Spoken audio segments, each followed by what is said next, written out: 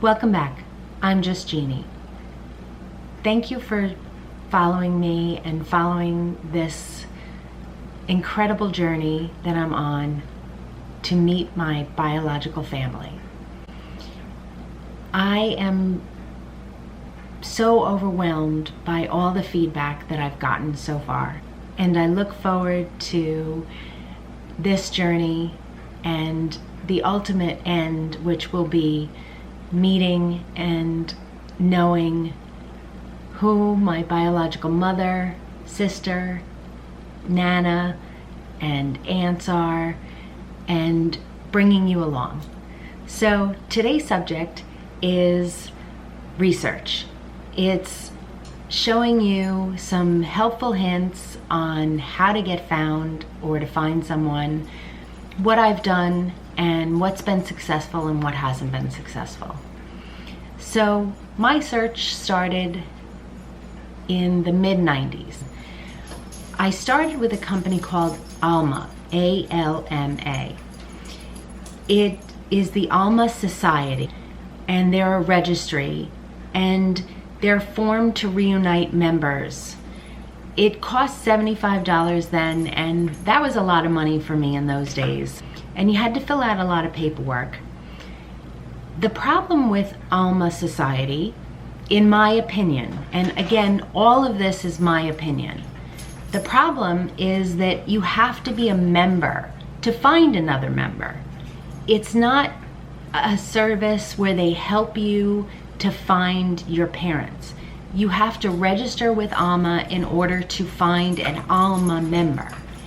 And it's not well advertised. There aren't a lot of people who know about Alma anymore.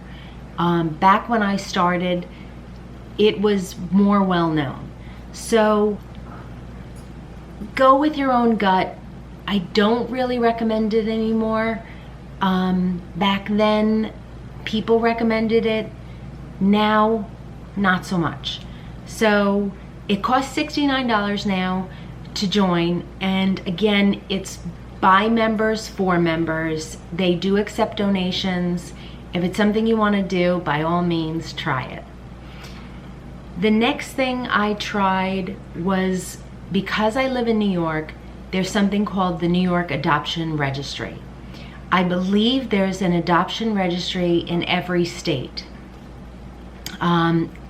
It is adopted.com. I'm going to try and list all of these in the description below. So go to the state where you were born and look up adoption and see if they have an adoption registry in your state.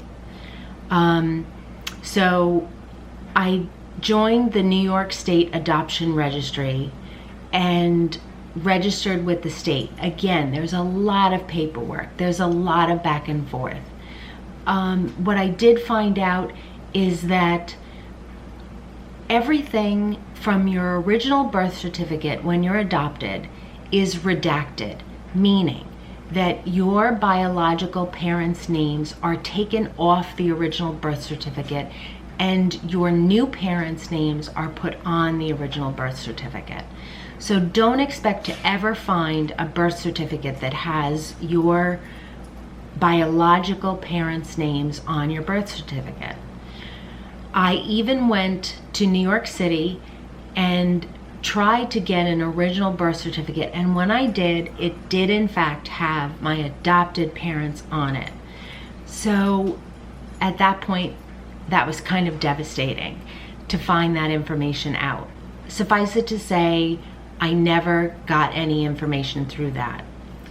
My next step were all different avenues, genealogy.com, and turns out you needed money to find out information on that. It led to ancestry.com, which I did many, many years ago.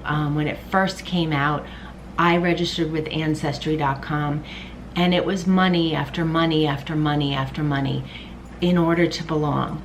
And if no one is on there that you're related to, it's just constant monthly money, and I do recommend it. And I do recommend, to go backwards a little bit, I do recommend registering with your state, because if in some chance that your parents are still, or your children are still in that state, and they're registered with the state, you may find them.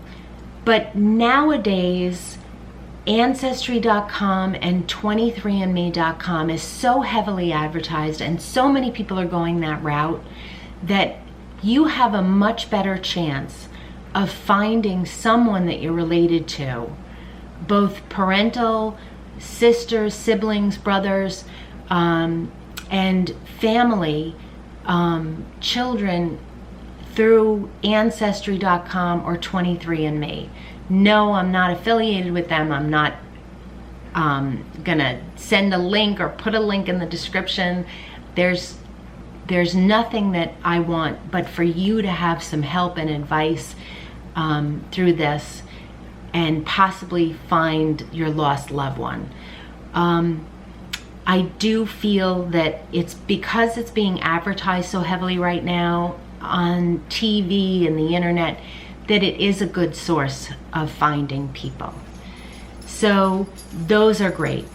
And the other thing that I did do was Facebook groups, adoption groups through my state, or through where I was adopted, the Foundling Hospital, and the hospital that I was born through, and Catholic Charities, which was the other agency that was involved with my adoption. So I did a lot of research through there. And on the Facebook groups, I will warn you, there are what I would call scammers, people who want to get money from you to do the search for you. Be very wary. I'm not going to tell you whether to do it or not. I'm just going to say be very wary. Everything they are doing, you can do yourself. It just takes time. There are, in fact, people who are called adoption angels. And these people don't want money from you. They just want to help you and steer you in the right direction. You have to do the work yourself. And that's the bottom line. You have to do the work yourself. These people are wonderful. They're wonderful. They really can help. And they did direct me in the right direction, and I did find out a lot of information. I had mentioned in a previous video about an index card that I had that my adopted parents gave me, and I did get letters from the Foundling Hospital that I was adopted through after tireless research, and in 2014 come up with some solid information that when I was contacted by my sister, I was able to verify the information she was providing me because I had so much factual information. So that's some basics on how to do research, write letters, find information however you can, and do it yourself. Here are some helpful hints. I have 5 helpful hints for you. The first one, number 1, username consistency on the internet. My biological sister, Laura Lee, gave me some advice. When she found me on Ancestry.com, when she got in touch with me, she found me on Facebook. And the reason she was able to find me was because I had a consistent username that I had been using for many, many years on Facebook and AOL and all my different profiles. And so she was able to Google me and find me and hunt me down. She has mad sleuthing skills. That woman was persistent. But she was able to find me because I didn't have a variety of different usernames. So I emphasize to you as hint number 1, use a consistent profile name. if you're looking to be found. If you're not looking to be found, don't do it. But if you're looking to be found, try to use something consistent so that people can find you. Hint number 2.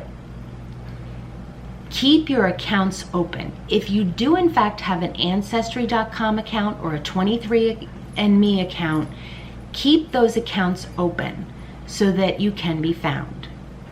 Number 3, on my 23andMe account, I did not make my profile public. I made it private. And when I finally made it public, we linked up and we immediately saw that we were family. So make sure that when you join 23andMe or Ancestry.com, that your profile is public and not private. Number 4, as long as people don't ask you for money to help you in your search, let people help you. It's so important to let people in on your searching. Let people help you. Let anyone that wants to help you help you. I know it's difficult, but let people in. Let them know what you're doing, because most of the time people are genuinely looking to help. Number 5, remember, if it's supposed to happen, it's going to happen. Don't get caught up in pain. Let things go, just like I did a few years ago when I decided it wasn't meant to happen. It wasn't meant to happen right then. Let it go. When it's meant to happen, it'll happen. Try to be happy with just you, because you're enough as you are, just like I was enough as I was. Then it came to me, and here they are. So learn that you're enough. You're enough just as you are. You're special, you're important, and you're wonderful, just the way you are. Now go and do and have a wonderful day. I love you. Thanks for coming. Bye.